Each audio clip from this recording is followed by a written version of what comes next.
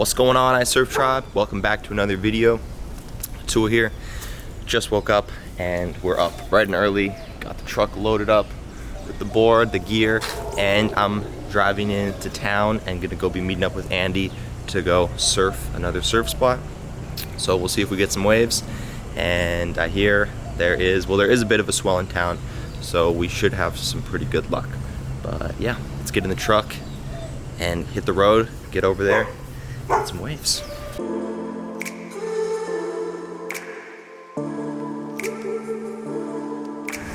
All right guys, we have made it to the spot here with Andy, and we got a little something special in store today. Yep, we're gonna do the board testing I kept talking about in the last videos where I made the Bobby Quad, my version of the Bobby Quad, and now it's time to test the two out and see how they look comparing, you know, against each other. Yeah. You know? So I'll go out and ride like 10 waves on this board. This is the one I made.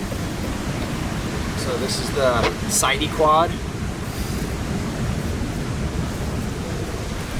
So it's basically that similar board to the Bobby Quad that I made, and with the changes I made, and it's going to be the day to compare it. The waves are really fun out there.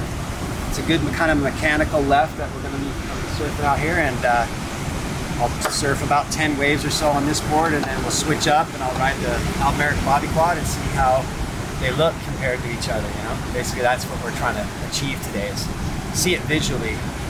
I've been riding this board for about 2 weeks and I'm really liking it. It's different than the Bobby Quad, even though they're super similar. They got different materials. This one's a bit floatier, but it's definitely faster. So it'll be really interesting to see how they look compared to each other on the same wave. And I'll switch the fins too. I'll put the same set of fins in the Bobby Quad. So it'll be, you know, really just the board, just the board that's swapping out. Yeah. So yeah, I'm gonna hit it up. Sweet. Whew. All right, into the zoom lens.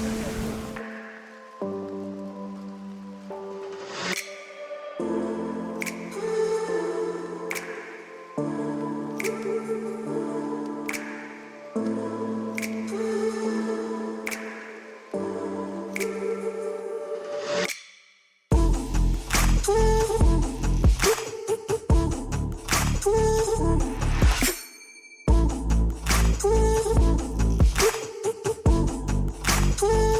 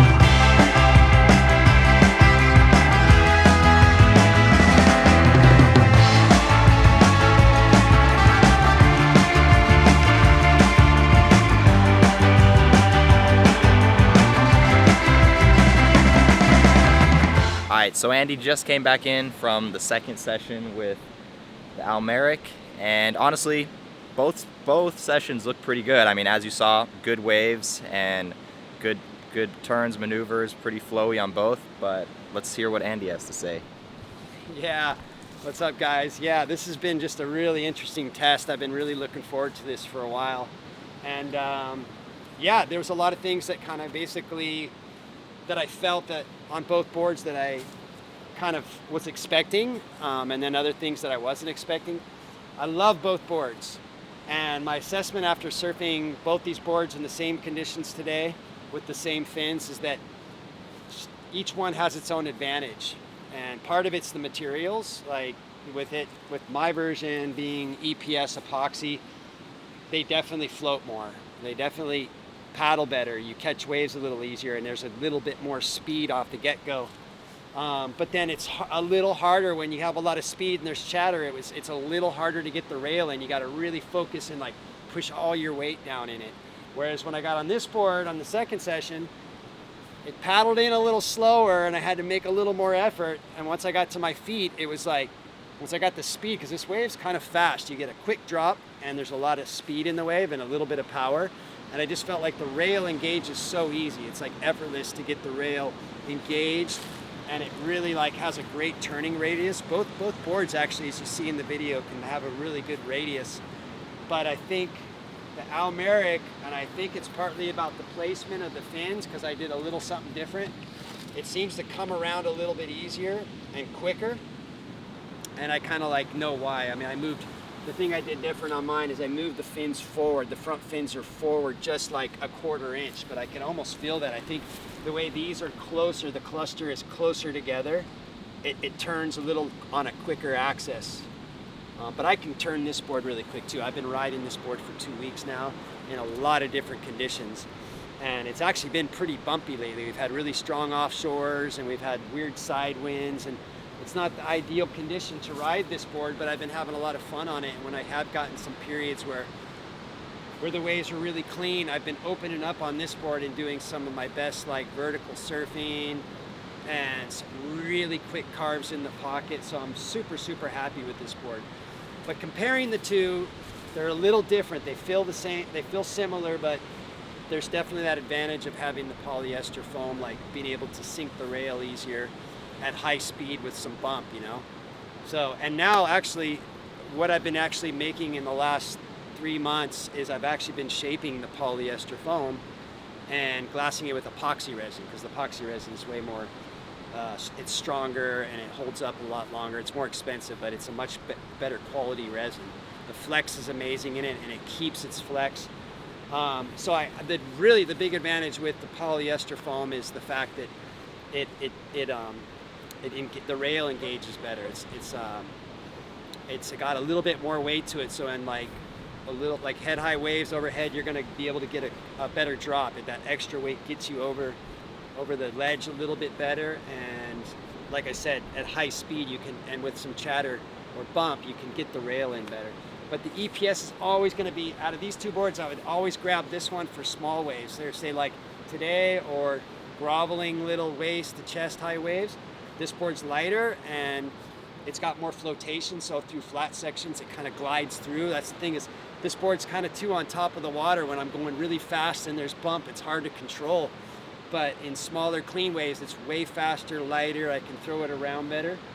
So that's where the advantage is on this one, is smaller waves. So I feel like this definitely, I also did some stuff on this board to make it go better in small waves, because I didn't really particularly feel like this board went really good in small mushy waves. So like I was talking about in the other videos, I put a little more concave, which creates more planing speed in small waves. And I also like made the center narrower, so it's like it's a little bit faster down the line with like this less of a curve here. It's a bit more parallel rail, so it actually glides down the line quicker. And yeah, like I said, there's a little extra, there's a little less weight in this board, so it's better for small waves. But they're very similar. I felt like I really did a good job sort of copying this board and making a few changes, and they really feel similar. just little differences in how they feel. Mostly the material, I think, is what has the biggest difference in feel. So yeah, I was really pleased how the test went today, and thanks so much Atua for taking the time and having the patience to video the whole session on both boards. And yeah, I'm really happy with how it went, and I'm looking forward to doing more of these kind of videos of testing boards and comparing. The last thing I'll end this with is I actually feel like the next test I need to do is make this same board with these changes, but in the polyester foam with my epoxy resin.